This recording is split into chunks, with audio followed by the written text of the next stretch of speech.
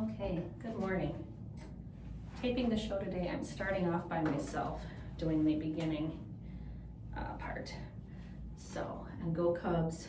As this is being taped, we have played game 1 so far of the National League Division Series, which we lost terribly to Milwaukee, so game 2 is today. So hopefully by the time this airs, we will be deep into National League Championship Series and doing well. Anyway, let's do the show.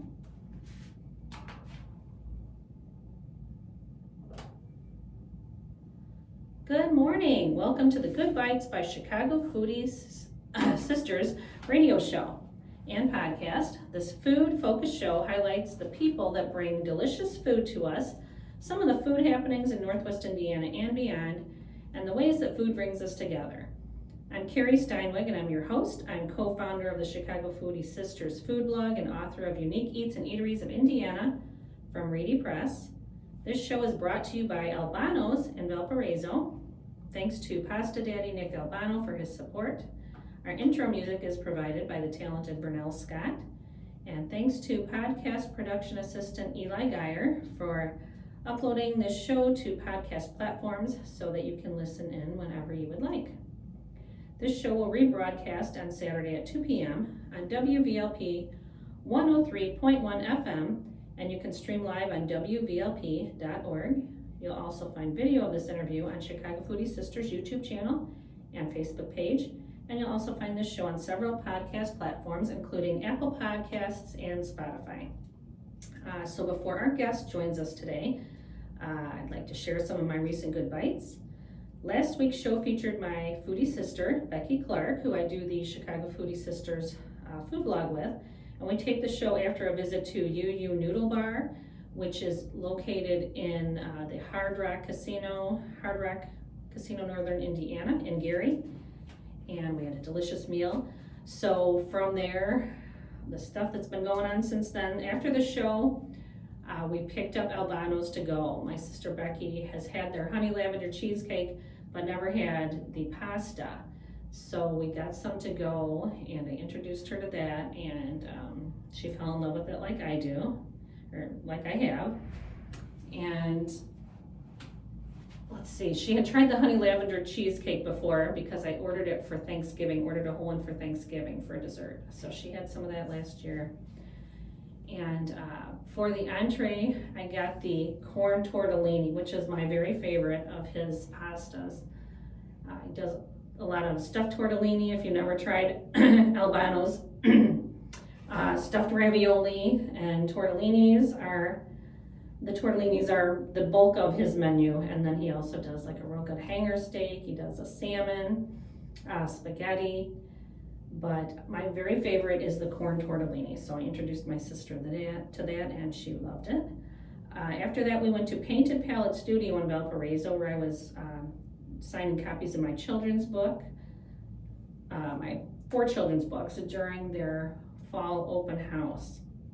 And the owners, Nate and Carol, organized such a fun event, was crawling with kids, doing fun fall and Halloween art and craft projects.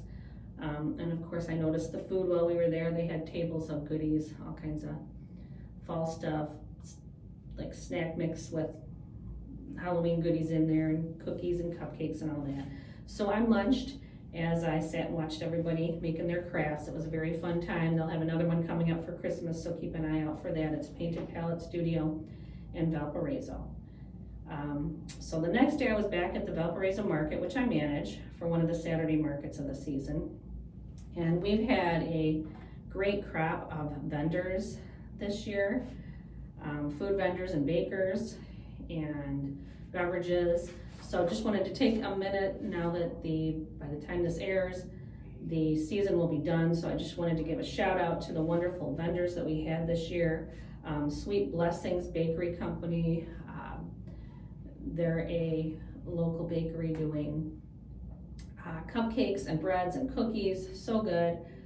Bread Baby, they do all sourdough and have some amazing stuff. I regularly get their pizza crusts because I kind of got addicted to sourdough pizza crust from Robert's Pizza Dough Company in Chicago. It's in the Ogden Slip. It's a cute little spot, and they have amazing pizza there, and his crust is sourdough. So I love that Bread Baby had sourdough pizza, so I buy that regularly. They also do, bread loaves, English muffins, I think they had, bagels, chips, a whole lot of different delicious sourdough products. And I think they're gonna be doing some kind of pickup system in the off season. So a lot of these you'll be able to find on Facebook. Even though the market's done, you'll be able to find them through online ordering or at other events in the area. A lot of them are doing holiday or winter markets that are coming up. Friends Florals and Finds, it's a couple of friends. They do plants and then also gluten-free treats. So they've had gluten-free breads and cookies and muffins. So that's a great option for those who are needing gluten-free treats. Bell's Pastry, amazing place. It's a French pastry shop in downtown Valparaiso. I've gotten so many goodies from them. I've done a couple of their classes. They do amazing work. It's just those pastries that are almost too pretty to eat. If you have not tried them, stop in. You can go to their shop year-round. Deb's Garden is another one. She makes homemade jams and jellies and breads, brownies, and cookies. And I'm always got a jar of her jelly in my fridge, and pretty much every week bringing home some kind of bread or brownie for my kids. My son loves her pumpkin bread.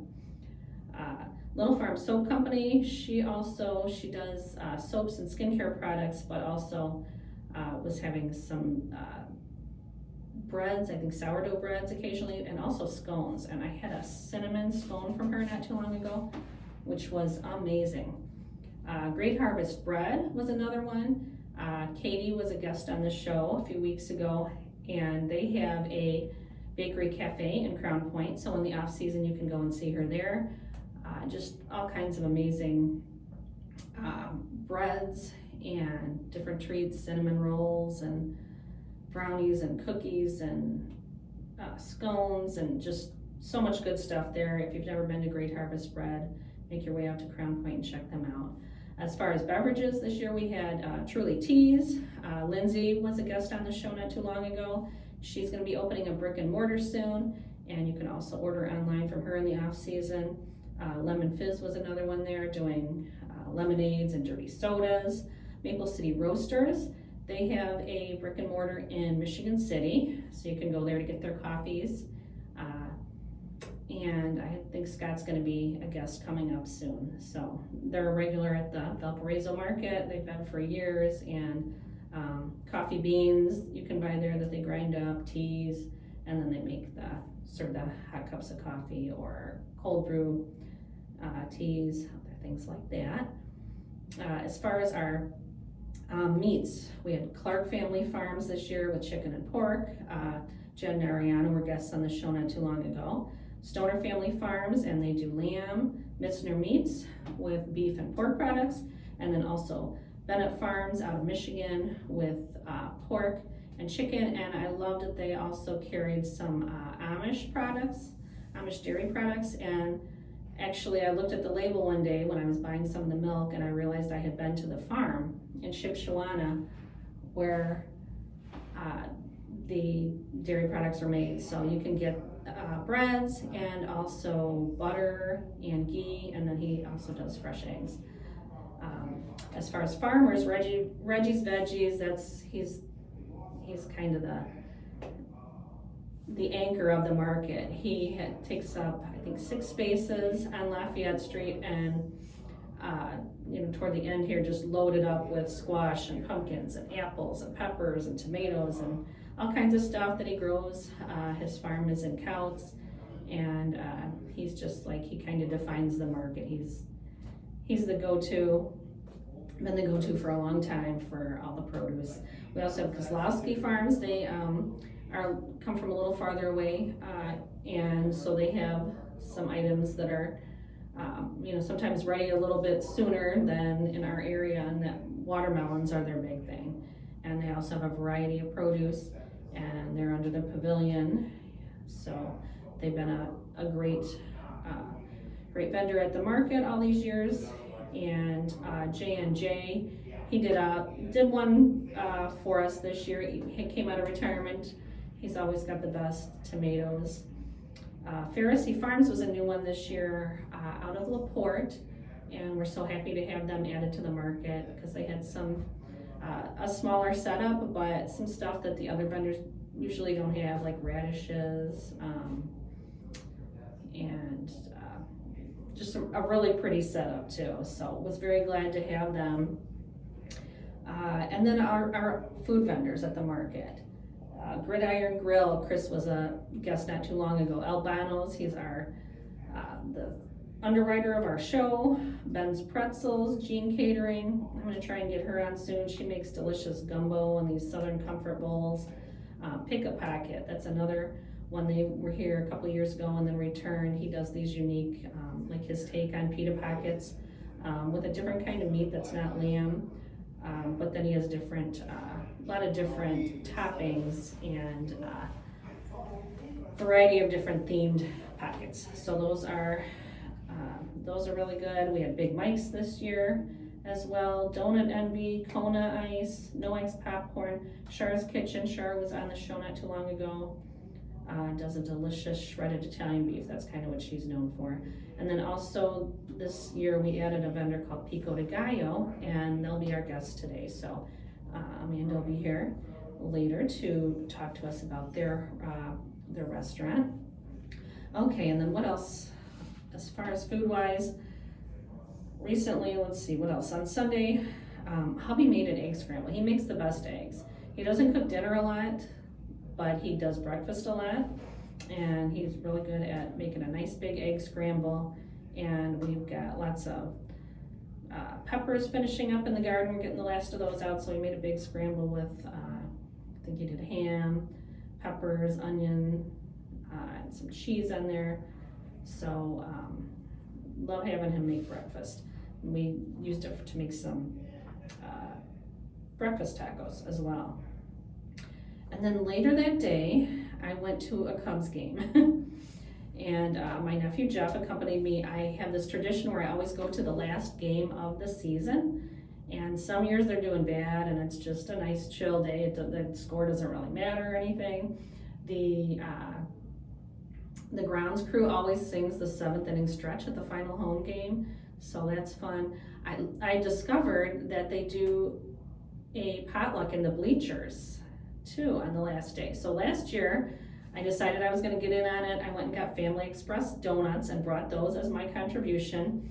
And I got bleacher seats last year. We go get in the right field bleachers, sit down, nobody's got food anywhere around. And I was so confused. And I was asking people around me, there's supposed to be this big potluck, where's all the food? And they had no clue what I was talking about.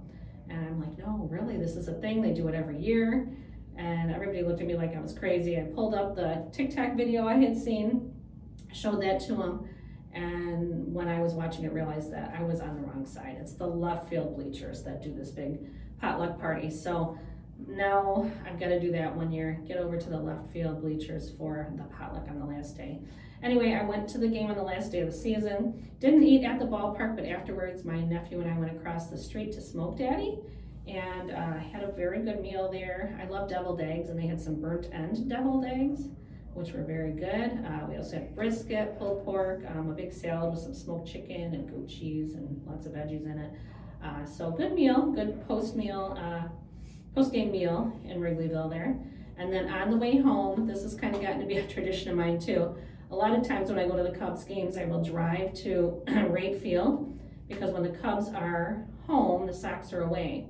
So then you can park right in front of Wright Field for free on the street, and then I hop on the red line and take that and get off at Addison. So I do that a lot, and whenever I do that, I always drive down, I think it's 35th Street, to Phil's Pizza, which has been around since I think the 50s. But that perfect south side thin crust pizza that is amazing. Phil's Pizza, if you haven't had it before, totally recommend it. One of the best in Chicago. And then Tuesday I went back. My sister offered me tickets to game 1 of the wild card series. So my friend Janet and I went to that. Had a beef sandwich at the ballpark. That's my favorite thing to get when I'm there. And then afterwards I celebrated that amazing win with a do-right donut, which is right across the street from Wrigley Field. If you haven't had their old-fashioned donuts, recommend those. Thursday I went to the Port Wine Fest in Chicago. I did a master class with a master sommelier. And then afterwards, they had a speed tasting round with 40 wines. And so this is where I finally understood the spitting when you're tasting wines, because I've been to other wine events before where they have, the bucket on the table and you're supposed to taste them and spit them. And it always just seemed like such a waste to me. And I was like, oh, I don't want to spit.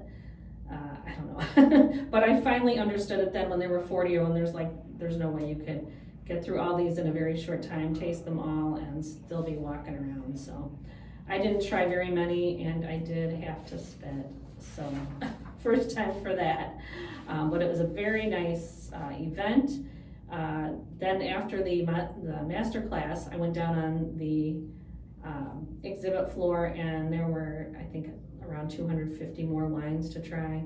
But big highlight was that they had a Portuguese bakery catering. So that was an amazing array of specialties from them. Let's see, do I have the name? Oh, no, I don't have the name. It starts with a C. I'll have to look that one up. I think it was Cajindo. And, but I will put that up on the Chicago Foodie Sisters page. Let's see, and then that night they played game 3 of the Wild Series. I don't have cable, and I wanted to watch it, so I asked my husband if he wanted to go somewhere to have dinner. We went to Wings Etc. That's a place that he likes. They have 69-cent boneless wings on Thursday night, so that's what we did with some shrimp. So at the time of the taping, they lost miserably on Saturday. Game 2 is later today in Milwaukee, so hopefully by the time this airs, we'll be in the championship series. I could go on about the Cubs. I'm a huge Cubs fan. I have such good memories of 2016. My dad was born in Central Illinois. Everyone around him was a Cardinals fan. He became a Cubs fan listening to them on the radio in the 1945 World Series. He kept saying, all I want before I die is to see the Cubs make it into the World Series. So 2016, he got to see that. It was such an amazing celebration, and I don't know, this season is feeling very familiar, and I'm just hoping we get there. We will see. And then Bona Beef is a favorite of mine. The next day after that win, they did 44% of the sales of the Rizzo sandwich would go to the Anthony Rizzo Family Foundation. So if you're not a Cubs fan or not familiar, Anthony Rizzo, he just retired. He was first baseman for the Cubs for many years and during the 2016 World Series. And he had cancer as a teenager, and he now has the Anthony Rizzo Family Foundation, and it goes to helping families with children going through cancer.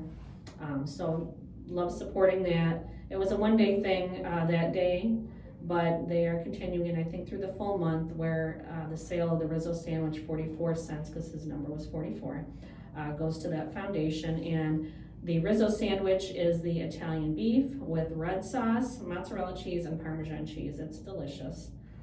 I always add the sweet peppers to mine. What else? Then that night, hubby made dinner. I just said he doesn't cook dinner much, but he always does the steaks. I'm not very good at steaks. I did some not too long ago, and they didn't turn out good. So that's his job. So I had gotten some fillets from Trader Joe's. I totally recommend that as a place to get steaks. I love getting fillets there. So he made the fillets. He made a horseradish sauce to go with it. I know that's traditionally more with prime rib, but I love it with steak. So he made some of that. And then it was a very nice romantic date night in. He poured some red wine, lit a candle, and he told Alexa to play Italian dinner music. So that was a fun night at home. Next day at the market, I had a taco bowl from Pico de Gallo. They're joining us soon. Next day was a pancake breakfast at Washington Township Fire Department. Always love supporting them. And then Sunday night, nothing interesting food-wise Sunday night, but I did go to the Chicago Theater for a screening of the new John Candy documentary, so that was really interesting.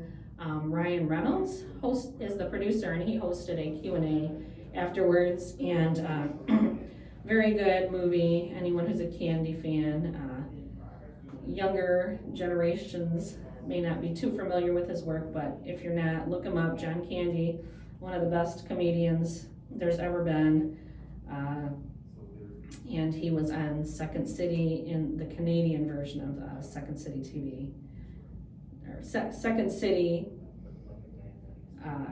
in Chicago, they had a branch in Toronto, so he was involved with that one because he was from Canada. And so that's the connection too with Ryan Reynolds. He's Canadian. So anyway, did this documentary on John Candy. Totally recommend it. It should be streaming on Amazon Prime by the time this show airs. So that's a recap of what I've been doing since the last show taped. And so now we're going to get on with our show and talk to our guest.